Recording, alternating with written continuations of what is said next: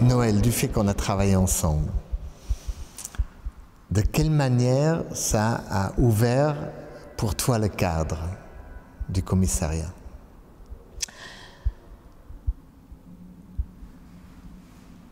Ça ouvre le cadre parce que moi j'affectionne particulièrement les échanges. J'affectionne les complicités. J'ai tendance à penser qu'on est plus fort à plusieurs que seul. On est plus fort dans le sens où on peut offrir et échanger des points de vue.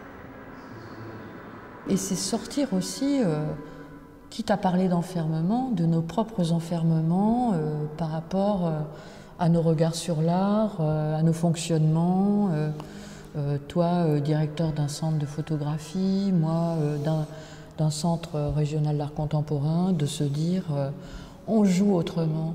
On joue autrement et généreusement, et c'est une histoire de ping-pong. Je pense aussi qu'il est important d'éclairer en fait, sur cette histoire de deuxième volet.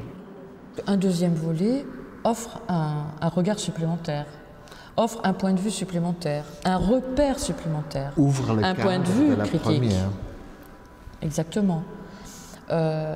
Il offre un autre point de vue critique, d'autres associations. En gardant certaines pièces et en les complémentant avec des nouveaux arrivés.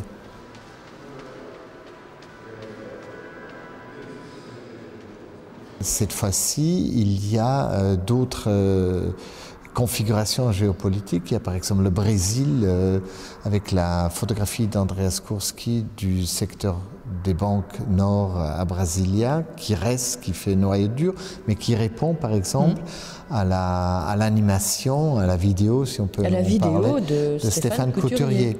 Et de la même manière, ils sont d'ailleurs dans la même salle, l'Afrique du Sud avec le lieu d'emprisonnement Robben Island de Nelson Mandela peut se lire d'une certaine manière en écho aux deux peintures de Luc Andrié, qui lui-même a grandi en Mozambique sous l'apartheid, et sa série L'homme blanc n'a plus de peau, et évidemment d'une certaine manière émane d'une critique d'un régime politique dictatorial qu'il a vécu en Afrique.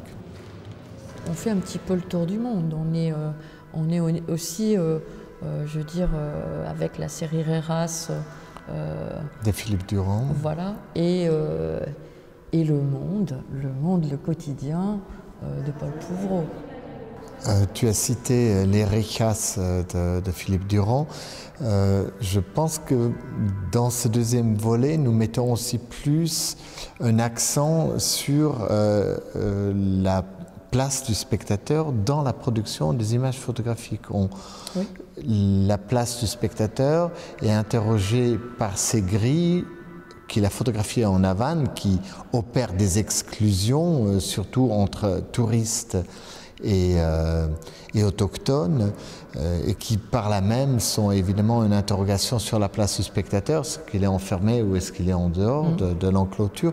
De la même manière comme Serge Volkonski, photographiant des spectateurs devant des photographies à visa, court-circuite quelque part cette situation. Il y a un système de représentation. Et les enferme dans le même cadre.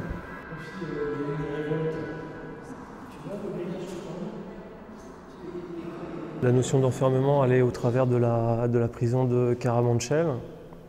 Donc c'est une prison que j'ai photographiée en 2006. Donc, à savoir, c'est une prison emblématique sous le franquisme. Et j'ai fait des prises de vue en 2006 sans savoir que 2 ans après, elle allait être détruite d'une manière assez chaotique, puisqu'il y avait tout un mouvement de mémoire historique qui voulait conserver le centre. Et la prison a été détruite entièrement. Ils ont laissé plus qu'un petit bout de porte, histoire de dire on vous donne un morceau de mémoire quand on n'oublie pas. Alors qu'en fait, ça a été un effacement total. Et ça, par contre, c'est le triptyque de Olbido et Futuro Feliz qui est sur la destruction de Carabanchel. Donc en fait, moi j'ai eu l'autorisation de photographier dans le lieu même de Carabanchel, alors que normalement c'était fermé, c'était gardé parce qu'ils ne voulaient pas de manifestants qui puissent rentrer et empêcher la destruction. Et moi on m'a laissé 1 heure pour faire le triptyque et une vidéo de mémoire. Ce travail a suivi avec un autre travail qui s'appelait Mémoire d'une résistance sur les républicains espagnols, donc une série de portraits. Donc au début, quand j'ai travaillé, je pensais qu'il y allait avoir, j'allais pas trouver de personnes qui avaient vécu cette époque-là, et en fait, de fil en aiguille, voilà, je suis arrivé au final à avoir une 30aine de portraits, donc 10 qui sont couplés avec des mains.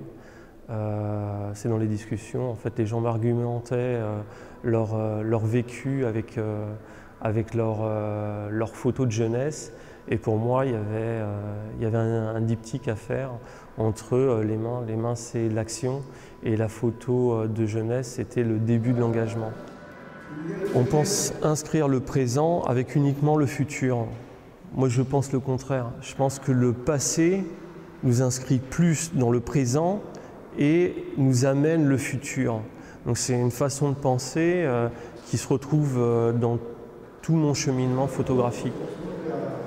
C'est 4 ans de travail et je ne regrette pas pour tout ce que ça m'a apporté, et j'espère que cette mémoire ne sera pas effacée, quoi.